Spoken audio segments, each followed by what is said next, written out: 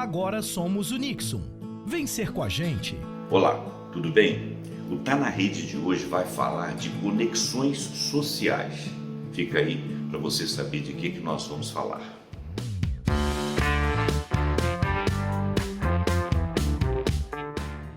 Atualmente, as pessoas que vivem nas cidades, em diferentes sociedades, em diferentes lugares do globo, sobretudo nos grandes centros urbanos, nas metrópoles, mas mesmo no interior, vêm abandonando aquela ideia, aquele hábito de se deixarem guiar por costumes, por recomendações, normas, critérios morais das instituições, das religiões ou preceitos religiosos arraigados, como também pré-estabelecidos por sociedade, por educação mais ou menos hierárquica. Isso ficou um pouco para trás na nossa sociedade. As pessoas se informam mais, discutem mais dos pontos de vista, ainda que errem às vezes em seus diagnósticos, mas trocam informações, inclusive pelas redes sociais, e vão verificando a realidade na medida do possível. De certa forma, nós ainda persiste ainda algumas ideias anacrônicas, né? Mas temos mais oportunidade de verificar se essas ideias batem, se elas são realistas. Nós podemos procurar essências nas escolas, em grupos, na ciência principalmente, e podemos trabalhar a um clique nas redes mais próximos das realidades, dos fatos conforme eles ocorrem realmente. Então, nós avançamos. A nossa sociedade, ao longo dos anos, ela avançou. Notícias e denúncias em tempo real viralizam com uma enorme rapidez, mobilizam reações das pessoas, tanto reações boas quanto reações ruins, não resta dúvida, né? Tanto é que uma fake news disparada pode mudar a nossa rotina e o nosso pensamento sobre um determinado tema. E as notícias chegam fresquinhas de fatos que aconteceram há poucos dias atrás e mudam todo um complexo de ações. Isso tem acontecido. Uma das coisas que tem acontecido, e estranha inclusive, é a resistência à vacinação em plena pandemia, né? Mas nós temos como nos defender, nós temos como buscar a ciência, nós temos como buscar a realidade. Há uma série de transformações em curso que pressionam todos os habitantes do planeta, muitas vezes de maneira angustiante. As mudanças climáticas percebidas como tal, ainda que circunstanciais, e o impacto das ações dos seres humanos sobre o ambiente já são conhecidos há algum tempo, e algumas elevadas a uma potência que não é exatamente o que está ocorrendo.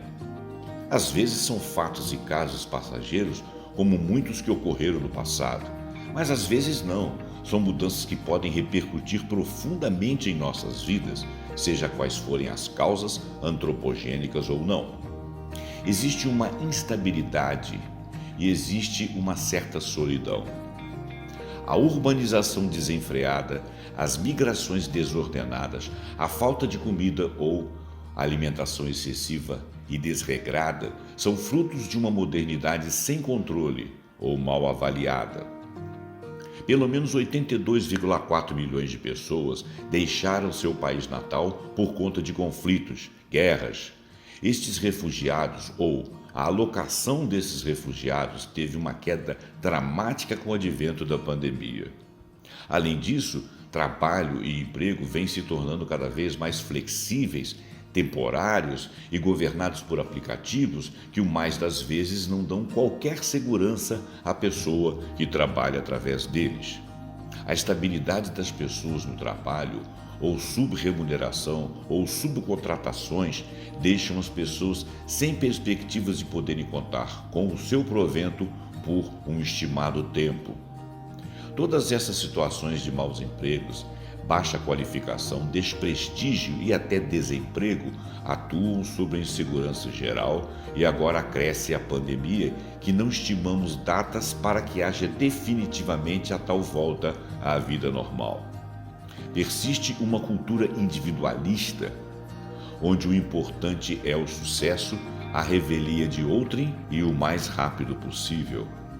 Então nossa modernidade vem mostrar que, se por um lado nos sentimos mais descolados de preceitos morais e políticos e mais à vontade para reivindicar os direitos sociais, por outro somos cada vez mais gerenciados por câmeras, algoritmos, big data, fake news. é o mais do mesmo?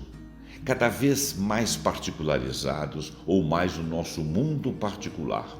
A internet sabe o que você fez nos verões passados e ela te recorda que há um tempo que você não vai àquela loja ou a um restaurante.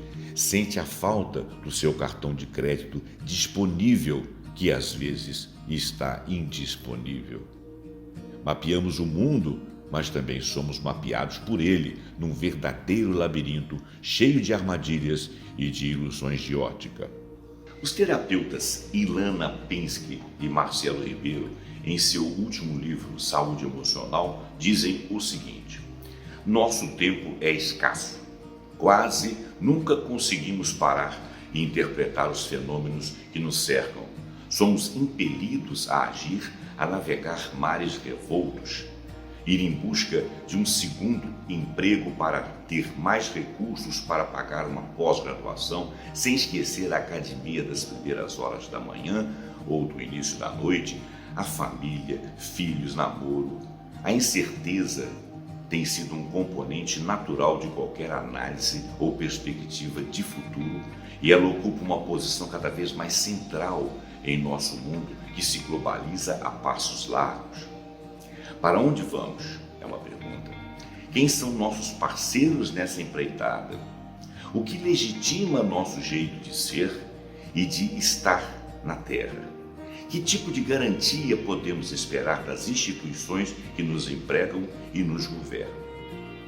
Mais do que isso, dessas falas de Ilana e de Marcelo, nós estamos falando muito de um estamento da sociedade. Mais na base da sociedade, mais no país profundo, seja o Brasil profundo, seja o mundo profundo, nos interiores das periferias, as inseguranças correm mais soltas ainda.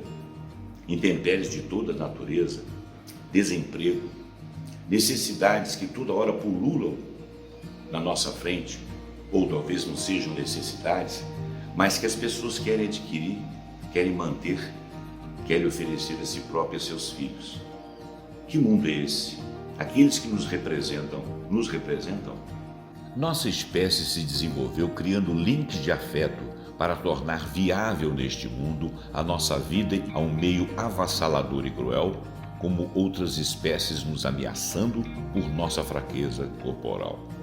O instinto de proteção carregado pela nossa genética permitiu que os grupos se reunissem e, se protegendo uns aos outros, incentivando, estimulando e educando, nos tornássemos fortes para continuar nossa jornada, a nossa evolução. Grupos, tribos, civilizações assim se permitem unir-se. As emoções positivas de afeto, reunião e proteção têm sido nossa senda evolutiva, uns se ocupando de outros e não se individualizando. Nós evoluímos e nos aperfeiçoamos. O tempo era mais vagaroso para a nossa espécie. Assim viemos formando a nossa cultura. O professor George Vaillant, psicanalista de Harvard, acredita que esse pacto de sobrevivência foi determinado geneticamente. O vínculo afetivo que produz apego e dependência afetiva em ambas as partes que se devotam se dá de maneira espontânea. Assim, emoções positivas decorrentes serão compaixão, perdão, amor, esperança, alegria, fé, confiança, reverência, gratidão, tudo o que resultou de nossa capacidade como espécie de estabelecer vínculos estruturantes, solidários, acolhedores e protetores. Estes vínculos permitem a formação de cérebros saudáveis, mentes saudáveis e muito bem equipadas. Nosso cérebro também aprendeu a empatia e isso nos conecta com o mundo. Nossa capacidade de mentalizar nos coloca no lugar do outro, entendermos o que faz com que uns tomem certas atitudes e outros outras. Além do mais, isso se chama alteridade. Ela nos ajuda a entender ou decifrar as regras da convivência. Nós podemos prever que a solidão é avassaladora. Em situações extremadas de abandono, existe a desistência de viver. Estar globalizado e se conectar com o mundo todo, sem intimidade ou desconhecendo o outro, nos torna vazios, sem experiências reais e solidários. Nós somos fios soltos num emaranhado de fios. As conexões sociais, em contraste com o poder avassalador da solidão, não apenas são desejáveis, elas são a nossa saúde, a nossa continuidade como espécie, como seres. Nós somos seres de sociedade, seres de grupos. Temos de estar juntos, porque essas contribuições à nossa saúde, as conexões sociais, elas são fontes das nossas emoções positivas, elas são fontes das nossas emoções vitais. A pandemia impôs a todos um isolamento realmente necessário e, claro, sofremos por isso. A procura de novas formas de comunhão e comunicação e sentido da vida surgem dentro de nós. Estamos no mesmo barco, ou talvez no mesmo oceano, e se o barco de um é menos capaz do que o barco do outro deste oceano, cabe a solidariedade. E isto transpareceu de nossa genética, quando grupos ajudaram outros, até mesmo de estados diferentes, quando não de países. Fomos solidários. A necessidade de ligações sociais é importante o suficiente para nos tornar criativos e mais motivados a construí-las e sempre reconstruí-las. A partir da percepção do outro como semelhante, torna-se possível estabelecer o diálogo. Da mesma forma, relacionamentos casuais, onde podemos conversar sem muita intimidade, nos faz conhecer outros mundos mentais, principalmente se viajamos para culturas mais diferentes do que as nossas. O ser humano não foi feito para viver isolado. A construção de nossas civilizações, impulsionados pela nossa genética, face às nossas necessidades de sobreviver em ambiente hostil, nos tornou o que somos, necessitados de esforço coletivo e com capacidade de gerar cultura e também de nos deixar moldar por esta cultura. E com o acréscimo da cultura, tem o poder sobre nossa genética, nos tornamos mais humanos quanto mais conseguimos colaborar e coexistir. Relacionamentos, tanto íntimos e próximos quanto eventuais ou tênues, são fundamentais para a saúde, a felicidade e o contentamento. Esta reflexão das conexões sociais nos leva a repensar a vida moderna, a nossa vida atual, inclusive aquilo que pensamos a respeito do futuro.